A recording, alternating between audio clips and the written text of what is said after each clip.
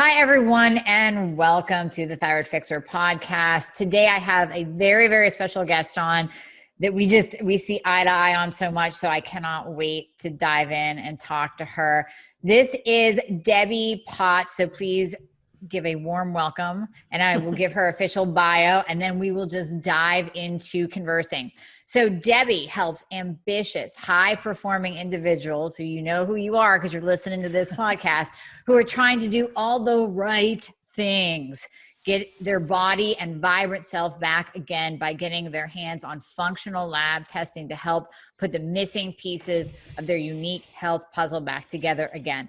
Life is Not a Race book and the Holistic Method manual are two that she has written. They're out there. They're on Amazon. We're going to give you the links to everything that we talk about today, her website, her books, her podcast as well. So you will be loaded down with all kinds of information. Just check the show notes for that. So Debbie is also a functional diagnostic nutritionist. She has trained under the best of the best, including my favorite, Ben Greenfield. So Debbie, welcome, and just expand on that. Tell us more about you. Tell us your story. Wow, that's a whole show in itself. Thanks for having me on today. I'm excited to dive into these topics. But, my story, I've been a personal trainer. Gosh, I'm turning 50 somehow this year. So it's been since I was in college, and suddenly I'm turning 50. So it's been a long time just being in this industry, but just always been into health and nutrition since I was in high school, and found my way going towards more kind of helping people the holistic method way, that you have to look at being fit and healthy from the inside out. It doesn't just require exercising and training people. As a personal trainer, you might see them 1 to 3 times a week. So it kept leading me down this pathway that I wasn't able to get people really reaching their health goals or their weight loss goals or health goals with just personal training. So I've always gone towards nutrition and then more the holistic health the past 10 years, and getting different certifications in education and training with Ben. And now I'm coaching for Ben part-time for him now. So it's really fun just putting this all together, and became an FDN practitioner a few years ago because I really wanted to see what was going on, those hidden internal stressors with the lab tests, functional lab tests that we can put and correlate and really investigate what's going on externally and internally to really help people thrive and feel alive every day. I love that. And you're so right, because I think a lot of times, and I see it in my practice as well, you'll have someone that, like you say, they're doing all the right things, quote unquote, right things. Yeah. And they believe that dieting and restricting and killing themselves at the gym, that's right. Like, that's all they have to do, right? Eat less, exercise more. But that's not necessarily the full picture. That's not all of the right things to do. No. And my story, I wrote my book, Life is Not a Race, because I felt like it's just more therapy for me, but just share my story to help other people avoid going through what happened to me. Because I was doing all the right thing. I was competing high level in Ironman Hawaii and Ironman triathlons every year, doing marathons, doing 50K trail runs, and all these different endurance events. And I was low carb as a metabolically efficient athlete. And I was, doing these morning fasted workouts, all this stuff before we really knew what it was, like doing this, OMAD and fasting. And I was just kind of doing it because I figured out things myself, but it really doesn't work quite well if you're just doing everything too much, and everything accumulates and overfills that beaker of stress and causes this metabolic chaos. Yeah, absolutely. Oh, I love that term too, metabolic chaos. I love that. I know that's an FDN term. I love it. Reed Davis. Love Reed. I love the term, because that's exactly what you see. You see this chaotic state of the body where everything is starting to go awry. You get numbers off. You do the diagnostic labs, functional diagnostic labs. You see thyroid off. You see hormones off. You see inflammation through the roof. So literally, like, your body is in a state of chaos. So this happened to you. I'm assuming doing all of that and crushing yourself through what is, I mean, great achievements, amazing. I mean, you know, you're a 1%er. 1% of the population can do an Ironman, and maybe less than 1%. But what happened to you? What was your story? How did that? Because it's always pain to purpose with us, right? How did that? So true. How did that happen? How did that unfold for you? Well, during the duration of doing Ironmans, I started in 2001 and went until 2012 before I had my breakdown in 2013. And it's more a breakdown and burnout of the body systems that happened pretty much around March 2013, when it was so obvious I had no energy. I was, gained 30 pounds, I swear, overnight. And I went from the best shape of my life, winning top of my age group, racing all 2012. And then boom, 2013 turns corner, and it's just this gradual decline, and things, like heart rate was a little higher. I wasn't able to sleep. I'd be wide awake middle of the night, that big major red flag we always hear about when you have adrenal dysfunction and HPA axis dysfunction. So everything just kind of was having problems. And I don't blame endurance athletic events and training and racing the only thing. I was running my own business by myself. I'm a driven individual, as I help people that are similar to me, that we're ambitious overachievers. I was trying to do everything and everything just right. And so I was burning the candle both ends, getting up at 3:30, 4 a.m. to check emails before I went to train clients at 5 a.m. And I'd go to yoga at nighttime to relax. But then I wasn't getting home till 7:30, 8 o'clock every night, and go to bed and do it again. So I just wore myself out. So fill in the blanks. You don't have to be an athlete at all. It's nothing to do with it. I think it's more like I was trying to do everything and doing, financial stress in my business every day, running my own studio, training clients, teaching classes. I was doing too much every day. So it could be, I just see it happen with everybody, moms, dads, single parents, people that are single. We're just fill in the day. Something. Because we feel like we have to. And like you said, the target audience that you work with, that's who I love to work with, because I get it. I do the same thing myself, right? I get it. I get the type A driven personality, but we do have a tendency to overdo, because we feel if we're not filling every minute of the day, something must be wrong. We're not doing enough. And I'm assuming you probably did hot yoga too, right? Yeah, of course. It was more like not Bikram yoga, but 90 degrees, hour and a half class, power yoga. And, just think you're doing such a good thing for yourself, and you should just be at home. I get it. This is where we jive, because I have the same schedule, do your weights in the morning and then do the hot yoga at night to relax. Meanwhile, your heart rate's going to like 165 in hot yoga. You're basically doing cardio. And, but that's the only type of yoga type A's can do. Exactly. So you were gaining weight, and I know a lot of my listeners can completely relate to this piece of your story, that you were doing all the right things, quote unquote, but you were gaining weight. So what happened there? How did you figure out how to stop it, reverse it? Yeah, it's been a long journey. I swear it wasn't until COVID last year that I really learned about what slowing down meant. And I'm sure the rest of the world has that same experience. But, I was just off Ironman Hawaii in October 2012, and did a 50K trail run and a marathon and a few other things before this. My body just in February, March 2013, that's when I just was like, okay, what happened? I just was the best shape of my life that I didn't appreciate. I was always fat in my head. You're just like, I could be leaner, I could be stronger, go faster. As an athlete, you always think, you could be better. And you're never satisfied, even if you come first, you're like, I could have done this better. And so I was always hard on myself. But then there was an obvious change in my body composition when suddenly, it was like by that June, I had gained 30 pounds because I was at a Airbnb, we're in Coeur d'Alene, and I'm like, I'm going to step on that scale. I was like, I knew I was overweight, but that was just insane.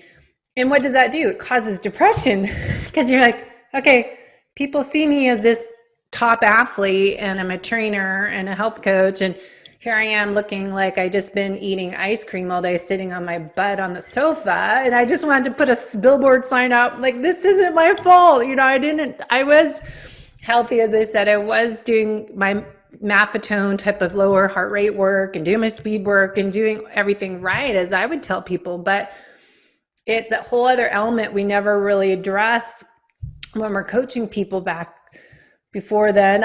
It was that whole stress thing. Stress accumulates and you have that beaker of stress, and too much of it is going to cause that chaos through all your body systems. So I just didn't have just weight gain. I had all these a long list of things that I found out more when I started working with people to get lab tests done. And it's like, whoa, what the heck is going on? And why me? What's wrong with me? Why is everyone else fine and I get this?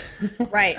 Oh yeah. That why me is so, I talk about that with my patients, because I think you go through almost like it's not fair. Why me? Mm-hmm. Why can Susie Q over here not gain weight and do the same things as I'm doing? So what did you end up finding? Of course, I want to ask you about your thyroid. Did you find that your thyroid was all effed up, or what else was awry?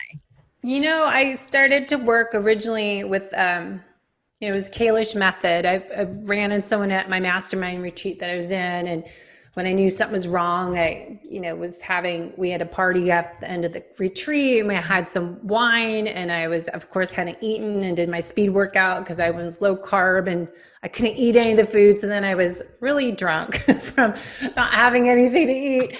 And I wrote a whole chapter in my book because that was kind of the turning point. It's like, okay, I was sick for a week. And, anyways, the next day after that, I ran into someone that was needing a case study client for the case study on the Kalish Method. So I was like, oh my God, there's something wrong with me. Let's go. And so we did all the labs, the GI tests, and they did cortisol or saliva tests back then. And that was, I think, the two main ones. And then I was getting food sensitivities, and then, my whole story in my book I've shared, I saw like 8 different doctors trying to get the quick solution. I wasn't ever satisfied. It's like, all right, they're not helping me. They don't know what's going on. They don't understand me. Yep. Go on to the next person. So I was like, spent all this money, time and years trying to get the answer, because I wanted to race. I had races signed up. I signed up for that year, and I didn't like the way I looked and way I felt, and I couldn't sleep, and I had no energy to do any workouts, and I was just depressed. And so no one ever did thyroid. And what's funny, I just did the organic acids test last year to find out I had, candida and mold toxicity, and no one ever tested that, and no one ran a full thyroid panel. So I started treating, the hormones and hormone imbalances first, and gut dysfunction, gut dysbiosis with parasites.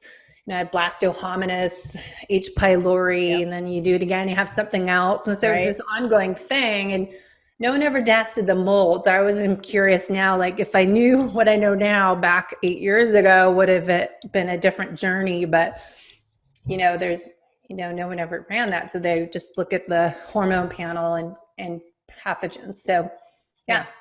Thyroid, I'm sure, was low. No one ever really did the full thyroid panel to know what was the breakdown of it. Yeah, we'll have to do that on you, because now I'm just curious as to what your numbers are right now. Yeah, yeah, we got to do that. We got to do that. So you kind of just touched on, what do you know now that you wish that you knew then? So in addition to the labs and kind of tying into this, life is not a race book and theory, and that you teach people, expand on that. What do you wish you knew? Well, I think one is what I've learned from FDN, that we run pretty much like 5 labs, and not just do 1 or 2 labs and treat those. But I think you always have to go into working with functional nutritional therapist or functional doctor, that you can't just run 1 lab and treat that and expect results. You have to look at the whole picture, and you're really putting the pieces of the puzzle together and investigating everything. Have to. So that was a huge thing. I was like, no one ever did that to me. And the big thing I keep telling people, you can't out supplement poor lifestyle habits. It doesn't work. And you can take all these supplements, but if you aren't changing your way, it's not going to work. So now, as I approach things differently when I treat people, when I'm working with them as a health coach, yeah, here's 10, 20 supplements we can put you on. But if you're not sleeping, if you're working 12 hours a day on your computer, we need to start with the lifestyle, like how you're eating, when you're eating, why, and all that. But also, how do you start your day? How do you end your day?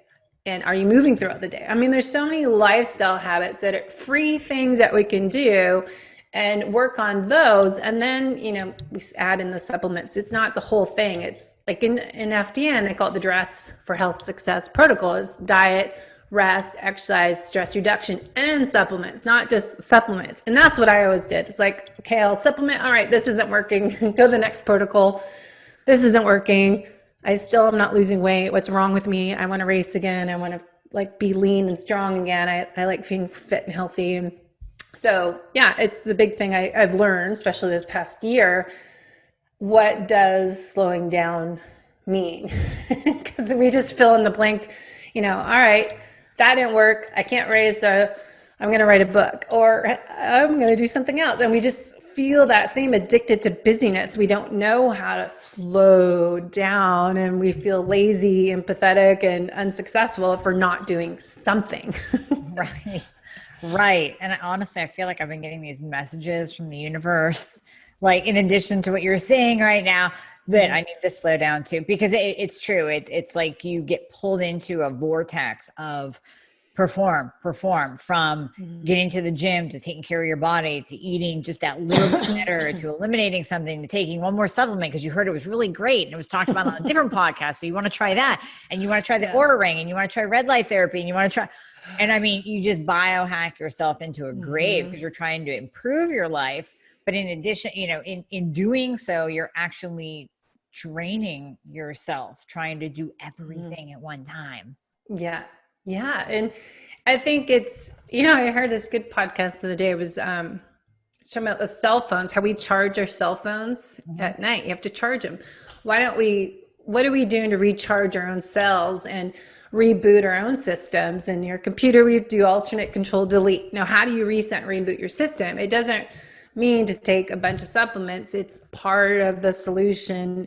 And we need to work on getting up, getting outside, getting a nice little morning walk, or be outside for 5 minutes and see the sun and just look at it. And just these simple things that we can do. And that's a lot of what, I call it the quality of life move we did last year. We moved from Seattle to North San Diego. I have, beautiful view of Elfin Forest and Del Dios Trail and Lake Hodges, and I can drive 25 minutes and go walk on the beach. And that is what I did to change my life. And it wasn't until this past year. And I think a lot of people have this opportunity staying in lockdown, and still people are not able to live their full life because of our pandemic. But it's really taking that time and taking it as a learning lesson. Am I living my best life? Am I being my best self? And what can I do and take an opportunity of this extra time I might have to take care of the whole me from the inside out? And what lifestyle habits can I start to implement in my life that don't cost money? And it's not another gadget to biohack. It's just work on simple things. Simple things. Yeah. You mentioned the Goldilocks effect. So does that kind of tie into what you're saying right now about doing those simple things, or expand on what is the Goldilocks method, Goldilocks effect that you talk about? I always find that one is not one size fits all for clients. And that's why I just kind of do high-end packages now, because I can't just fix you by just working on one thing. It's like, if you're not ready to commit to working on all these things, like even triathletes, I'm not writing their schedule and not looking at everything else. So I'm just like, I'm not going to offer that anymore. I want to work on your nutrition. How are you sleeping at night? What's your sleep hygiene routine? The exercise. And the Goldilocks effect is working on N=1, your individual. What is too much, too little for your body to get the benefits from it, to really optimize your health? What is the right amount of exercise? Like, as I get older, I don't blame the aging process. And it's a pet peeve when people say, oh, I'm getting older, that's just the way it is, or that's my new normal. It is not. It's adjust and course correct to get the right benefits. And what is the right amount, that dosage, that hormetic stressor that's going to offer you those benefits? So the Goldilocks effects to me is just like, not too much, not too little, that right dose for you to be your best self ever. Yep. Exactly. That's how I work with my patients as well, because you cannot fix one thing. And I always say, listen, you could be on the perfect diet, the perfect cleanest, whatever clean means for you or for whatever, the cleanest diet. But if you're not treating underlying conditions, if we're not addressing inflammation, thyroid, insulin resistance, hormones, that one diet's not going to work. Now, on the other hand, we could treat you. We could get your thyroid optimized. We can use progesterone. We can use T3. We can do all that great stuff that your body legitimately may need. But if you're eating McDonald's and, like you said, not sleeping, not going to work. You have to do everything together. You have to. Yeah, it is. And that's why I put that together last 10 years and called it the WHOLESTIC Method, to work on the whole you from the inside out, to really burn fat, to optimize health and improve your performance in sports and life. It is working on more than just exercise, more than just your nutrition, but it's movement throughout the day. I started last year saying meal times equals move times. You're stuck at home working all day. Get up and move. Breakfast means move. Lunch means get outside. Dinner time, go outside. Move. And I think we kind of forget that part. Like athletes, especially, they'll work out in the morning, then they're sitting all day. It's like, all right, well, what can we do to implement little movement breaks, even if it's 5 minutes? It just, I try to get people to do some yoga at night or yin yoga, stretching. People are like, oh, I can't sit there for 20, 30 minutes and hold a stretch for 3 minutes. I'm like, okay, just start with 5 minutes. Right. Just learn these little things and find the right amount that you can do. That could be, I want to teach people sustainability. It's not a diet, it's a lifestyle. It's creating that new you, that transformation. So you're going to pick up these habits that you like, okay, this works for me. I can do this. So that's why, working with a coach, we help people figure out the right amount so they're not going to quit in 30 days and just go back to the old habits. Absolutely. Yeah. See, we speak the same language. I love it. I love it. So I do want to get into, because what really attracted me to your podcast and to you and everything that you teach is the low carb athlete. That's the name of her podcast, Low Carb Athlete, because I think low carb gets such a bad rap. And you hear a lot of naysayers saying, well, you can't be an athlete and do low carb. You can't do low carb if you have a thyroid problem. And it's just simply not true. So I'd like to get into that and get your philosophy and your experience being a low carb athlete. And what does the research say about it? Let's negate the naysayers. Yeah. Yeah. Well, I think it depends what sport you're going on. And I'm doing more endurance sports, short distance sports. You're going to be burning different energy systems. So when we're doing a marathon, half marathon even, or something longer than 2 hours, you're going to be burning, ideally, you want to be burning more fat as your main fuel source. Because you look at Volek and Finney, Metabolic Efficiency book years ago, there's all this information. There's a faster study, which is done in men, not women. So you have to take it with a grain of salt. And again, the Goldilocks effect, figure out how many carbs does your body need to keep fueled up. But a lot of athletes, we want to be endurance athletes, be burning fat as their main fuel tank. So you think you have 40,000 calories, or we have 2,000 calories of stored fuel. Which energy tank you want to be going for, the slow burning logs or the kindling? So a metabolic efficiency instructor, specialist, you look at training people, and ideally back in the day I was able to test people in a treadmill with New Leaf metabolic testing cart and test people where the respiratory quotient is, where are you burning most fat and where do you switch to burning carbohydrates. So it's so fascinating to watch people on a treadmill and look at their heart rate and look at their fuel source, and then teach people how to be burning fat based on how they're training, but how they're eating. Because if you're going 2, 3 hours, 12 hours, 15 hours, you're going to be in a lot of pain and suffering if you're carb burning, because you're going to have to keep replacing that fuel. So it's just like, why do you have GI stress and have all these problems? Because you're taking on all this sugar. Yeah. So to me, it's like no brainer. You should be burning fat and teach people how to be fat adapted athletes by training them and how they eat, but in all the lifestyle habits. Because I think it's an important part of that journey to be a fat burning athlete, or else you're going to be taking in the goo and the Gatorade and all the Cliff Bars and all that stuff that's just going to make you throwing up or going out the other end on the race course and after. Right. So that's for the endurance. And you're right. You hear so many endurance athletes, marathon runners, triathletes.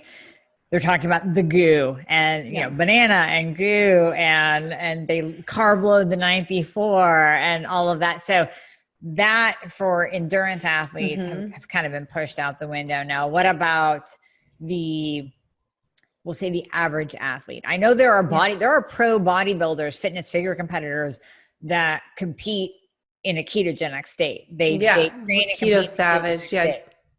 Danny Vega and all those, that gang, they all do more carnivore, and that, you know, it makes sense to me too. It's like your body's, your muscles aren't made by carbohydrates. They're made by a protein, amino acids. So it is for the, like, CrossFitters, for the, you know, Spartan racing and all that. I think, you know, you can add in, and even for endurance athletes, we call it carb timing, and figure out where to place those carbs so it doesn't spike your blood sugar. Those people that are doing shorter distance events, higher heart rate, above your fat burning range, they will need to replace those carbohydrates with some fuel. So I think carbs get tagged as a bad enemy, and that even, like, my friend Stephanie Holbrook does keto endurance podcasts and coaching keto endurance athletes, but it's the same. It's just, you know, saying that I think people think keto, you get in carnivore, think all carbs are bad, and it's just crappy carbs, a garbage we're getting rid of. We're just trying to replace it with a good source of carbs when you need it. And so I think, you know, adding in them, if it's some sweet potatoes with some butter, or, you know, having a superfood shake that's little, you can put some fruit in it. And I mean, there's different things you can do. We're just not eating all the gels and the bars that are high carbs. They have some carbs, but we're not eliminating it to zero carbohydrates. And I think that goes back to Goldilocks effect, how much you have to experiment. N equals 1. Okay, let's try this.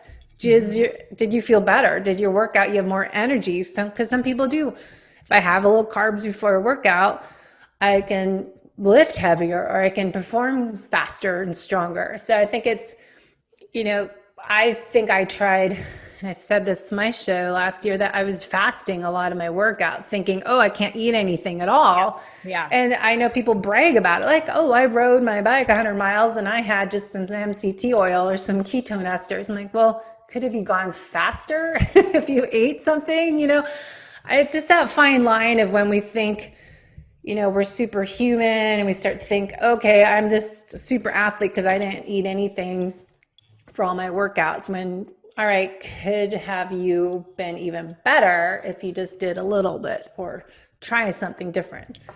And it might take trial and error. It might take, you know, I mean, I think that I am better in a fasted state. I think I work out better in a fasted state, but it has to be trial and error. You have to try to eat different things. And maybe you have a crap workout one time because whatever that you didn't work. Maybe fasting didn't work. Maybe eating carbs before your workout didn't work and you have to go back.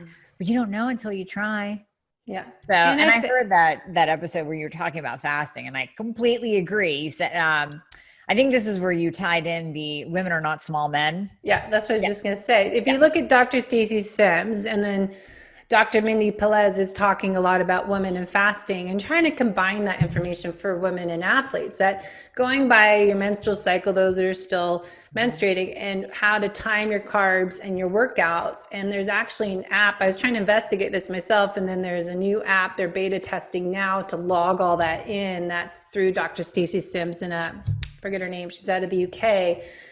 And it's called wild.ai, I think it is. And they're trying to have an app, because Dr. Mindy and I were talking about this, like, wouldn't it be cool to have like your training peaks where we input our workouts, and then have it track your menstrual cycle and then your food. So you can kind of figure out, I can go higher carbs the week before my cycle starts, and then you can go low carb, be more like a man the week of your cycle. And then when you're estrogen surge, you need to add in a little bit, and then you can go down. And when progesterone the week before, it's like, I mean, it gets complicated if you really, but you can individualize it so much. But I think for female athletes, we can take a little bit more. We have to make sure that our bodies are designed to reproduce, that we're not adding too much stress. And I think that's with the fine line of a woman versus a man when they're training, doing this endurance work and being a low carb athlete, that we have to not think I have to be zero carbs, and we can adjust them based on your monthly cycle. Mm-hmm. And getting in tune with your body too, because I've talked to a couple of different people.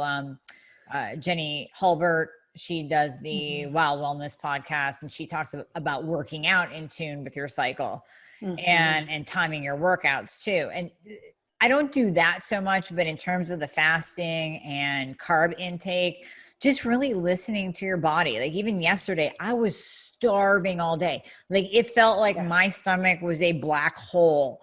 Anything that I ate, I was still hungry, And it wasn't my sleep and it wasn't my glucose. It was, and I actually stopped and I thought, what part of my cycle am I in? Because that has to be having something to do with it, because my hunger is increased and I listened to my body. I didn't try to deprive it. It was not a fasting day. I always say fast intuitively. If you wake up hungry, not a day to fast. So I think just getting in tune with your body too, especially as an athlete, athletes are just more in tune with their bodies anyways in general, and just listening to it, and don't force a fast if you're hungry. Would you agree with that? I so agree. So I'm smiling because I just found that that's what I've said for a while, and I figured this out for myself. Like if you have that intuitive eating and fasting, like I didn't know I was doing OMAD. I didn't know I was doing fasted workouts. It's just, I didn't want to eat. And so I think it's respecting those times, like you said, my body was hungry. I need to eat, because I started to think this past few years, like, am I fasting too much? Because before COVID, when I was training clients and I was doing all sorts of things, I wouldn't eat on Wednesdays until I got home around 3:30. So I went from, morning, I think I was lifting weights Wednesday mornings. I'd go run with the client for an hour, walk, and then I'd swim masters at noon. And then I had a couple clients and got home. And then I was eating. Finally, I'm like, am I actually doing more harm than good? That doesn't really sound good. When you're exercising throughout the day more than once, maybe it's not such a good idea to do such prolonged fasting. I think it's good if you aren't doing much activity that day, and match those fasting days too when you're less active. But I think it's paying attention, like, am I causing more stress in my body? I don't know if this is really beneficial to have this cell autophagy happen right now when my body's probably thinking, oh, I'm being chased by a lion. I better cool down and recover and reset. Right. But intuitive is a huge part of it. It's so big. And I know for your people, for my people, the type A drivers, again, and then add athlete on top of that, or add entrepreneur on top of that, right? We get it set in our mind, like, today I'm going to do OMAD. And it doesn't matter how you feel. It doesn't, because today I said it that I was going to do OMAD. So therefore I am going to accomplish my goal. And that's where it works against us. Because I went through that. I had a period of time too, probably a couple of years ago, that I was doing one meal a day. For those who don't know what OMAD is, one meal a day. And this isn't, reducing your calories. You eat a lot of calories in that one meal and a lot of nutrients in that one meal. But I was doing that like 2-3 times a week. And you know what? Wasn't good for me. It didn't, thrown it in once in a while, fine. But I was too almost like hyper-focused, vigilant, obsessed. And I think a lot of people, your listeners, my listeners, can get into that obsessive mode of like, well, this was my goal and I have to, and I said it that I was going to. And so therefore I have to, regardless of what their body is telling them. Yeah, we don't want to break the rules, because that's like, I set this goal up. I'm not going to, even if my body's like, oh, I need to eat. And I'm feeling like crap. Even I was realizing, like, okay, I'm doing all this, but I'm not losing weight. If your goal is trying to lose, if you're doing all this fasting, I mean, what's the point? Unless you're trying to do cell autophagy and you have some inflammation, which we all do. So it's good periodically. But if you're doing this every day, is it really, and nothing's really changing for what, if you're trying to lose some fat weight, You Right. might want to look the other direction and look at what stress do you have in your life. Right. It's big. Exactly. And I know this Because I conversation. know, Yeah, go ahead.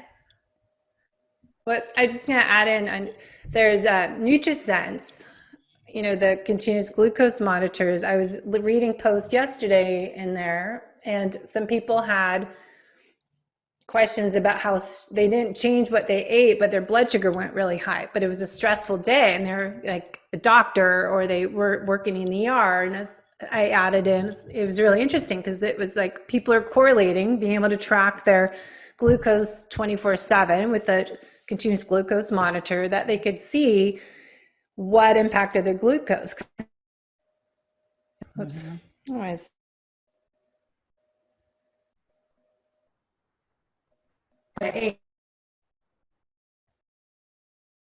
Oh, Debbie, you're freezing a little bit. Wait, go ahead. Start again. What were you saying? We lost your sound. Did you get unplugged?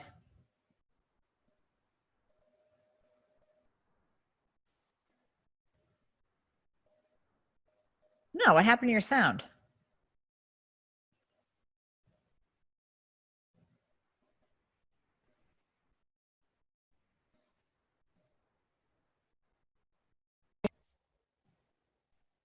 Wait, it blipped back in for a second. No, it keeps flashing off and on. I don't know if I'm touching something. Is it on now? Yep, now you're on.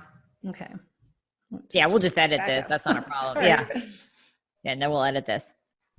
But now, yeah, so you were talking about continuous glucose monitors, which I think are phenomenal. And I love how this conversation is kind of going just all over because we have so much to talk about. It's just flowing. So the title of this will be like a Ben Greenfield podcast. It'll be like multitude of topics for everybody to click on. But no, CGMs, I mean, what are your thoughts? I love how they give feedback. Like you said, if you're under a lot of stress and you have high glucose and you haven't even eaten, but could they feed into that, like, again, that obsessed, hyper vigilant, you're always looking at the number because you're type A. Well, that goes with the Aura Ring too. I'm coaching VIP clients, it's called, in our Ben Greenfield coaching program, where people are wearing NutriSense, they're doing their Aura Ring or Root Band, I'm doing their training peaks, I'm looking at their HRV, their sleep scores, all this data, and trying to, use that information to help them optimize their health. But it's funny that it's just, I think a lot of people get all these devices and get all this feedback, but they don't really know what to do with it, or they look at it, but they don't apply that. It's like, all right, if your HRV score is down in the tank, what are you going to do about it? If your blood sugar is going up and down, are you changing anything about it? So it's actually taking action on collecting all these clues to your stressors, your external stressors and internal, and then doing something about it. I think a lot of people just get it, like, oh, okay, I got this. It's like taking their steps today, but they don't really know what to do with that information. Right. Exactly. I do want an Aura Ring though. That's on my list. I actually had it in the cart and I just haven't checked out yet. But because you know what? It's almost like denial. It's like, I feel good right now. I don't want to know that I'm not doing something right. But I did want to get an Aura Ring, definitely. Yeah, we got ours for Valentine's Day. And so now it's almost, competition now. Who can get the better sleep score? So I've always been really serious about my sleep, especially when you have adrenal fatigue, air quotes on that, because it's HPA axis dysfunction. Yeah. Just that metabolic chaos that you can't sleep. And so when you have had that horrible wide awake 2 a.m. every night, you're was it tired but wired, and you're just, sleep is so screwed up. When you get past that, you don't ever want to go back. And I do everything I can, whatever, taking some supplements, doing some yoga at night, doing my, blue blockers at nighttime, just all this whole sleep hygiene routine is priority. And then getting the data from the Aura Ring, say, okay, how much deep sleep did I have? How much REM sleep? And when it goes in the tank, if I work out at night, horrible night's sleep. And so you learn about yourself and how to really get your best sleep score. And then the readiness score, should I change my workout? Which I don't really, it's kind of automatic to me. If my legs feel awful or if I feel tired, I'm not going to be able to run anyways. So it's usually kind of correlates with the data on my Aura Ring, but it is a super fun investment to make for your health, to really figure out, all these things are you doing, are they actually helping you? Right. Are they benefiting you? So it's, to get that data is fun. That is kind of fun. Yeah. Just to see if, what you're doing is actually working. That's Yes. yeah. So before I let you go, I want you to give the common red flags that we're doing too much. So when people are listening to this and they're nodding their head, they're going, yep, okay, that's me. That's me. Now what? Like what are those big red flags where we can say you are doing too much because of this? Well, the obvious ones, as I said, that you're gaining Tired, weight. wired. For gaining weight, you don't know why. I mean, Yep. there's obviously things going on and stuff going on in your gut. So looking under the hood, I think, would be Yep. first step, investigating what's actually going on. The sleep is, big one. Obviously, I said waking up at the 2, 3 in the morning, you can't sleep, you're wide awake and you have trouble falling asleep, or when you wake up, you're tired. So all the things about the sleep wake cycle are big red flags. Hunger wise, just getting headaches from food. I got all these weird food sensitivities, and really, an apple and almond butter I used to eat, but then suddenly I would get a headache. And so all these things, that paying attention to how food makes you feel. Does it make you feel bloated or gassy or headache or cranky? Looking at what your body's doing with food, because that will change, and that will be a lot of big, I think, red flags that you have some under the hood, some symptoms going on of gut inflammation, leaky gut. So that's going to be caused by stress. Being sick all the time, stress is on, immune system's off, blood sugar dysregulation. As I said, every stress response is a blood sugar response. So if you're going to be freaking out and running from that lion, your blood glucose levels will go up. So body composition would be the last one too, is if I'm working out and suddenly I'm losing muscle and I'm gaining fat weight, why? So there's like some main ones I think of that happened to me.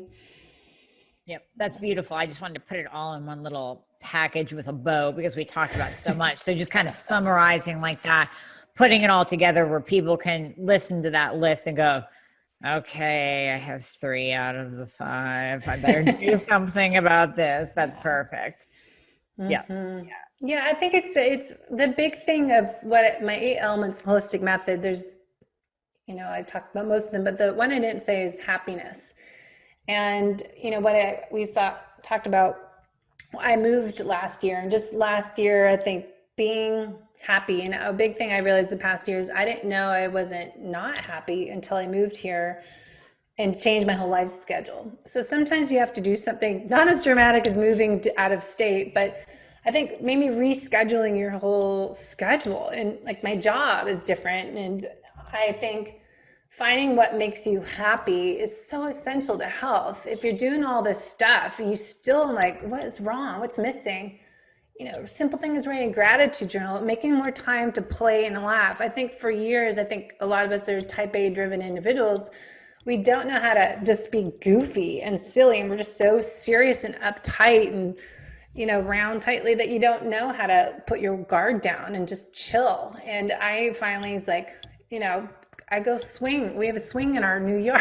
I go sit on the swing and we play games, and, you have to let loose and find something that brings you joy and happiness. I think is so essential to health. Oh, that is beautiful. That is a perfect way to end. Happiness. I mean, that's so true. Everything that you said, I couldn't have said it better. That's just on point. Absolutely. Great. Maybe it does take moving to a different state. I don't know. Life is too short. If you got to move. Yeah, absolutely. So well said. Thanks. So Debbie, tell people how they can find you. Like I said, we'll have everything, all of your links in the show notes, definitely your podcast. And you are giving away a free ebook that's on your website as well. So I'll give you the mic here. Tell people how they can find you. Well, debbiepotts.net is the website. So easy. And then the podcast is called the Low Carb Athlete Podcast. So it's more about health building. I don't talk necessarily just for athletes. I think, we've had it for 10 years. It used to be called Fit, Fat, Fast. We had 100 episodes on how to eat for fat to burn fat, metabolic efficiency. So we've done that for years, but now it's more like burn fat by learning what's going on inside and out. Mm-hmm. So that's that. And social media too, low carb athlete, Instagram, Facebook. And going back to less is more, I just, all the Clubhouse and the whatever other videos, that's like too much for me. If you want to know how to manage your stress, don't try to do all the social media things and do too much in life on the computers. True. Very true. Mm-hmm. Very well said. Very well said. And they can find the ebook on your website too, as well. Yeah. Right? Yep. There's ebook on the website, debbiepotts.net. You can look under there, free gift when you log in there. So it's right there. Lots of free stuff. I wrote a lot last year as I had more free time. So I did a lot of writing and new ebooks. So you can always grab stuff there. That's great resource. Perfect. Wonderful. Well, thank you, Debbie, so much for your time and your wisdom. And this has just been a great all-around conversation. We touched on so much that this is going to appeal to everybody. So great. Yeah, absolutely. So thank you so much for your time, and we'll definitely have you back on. Good. Thanks for talking. That was fun. Good way to start the day. Absolutely.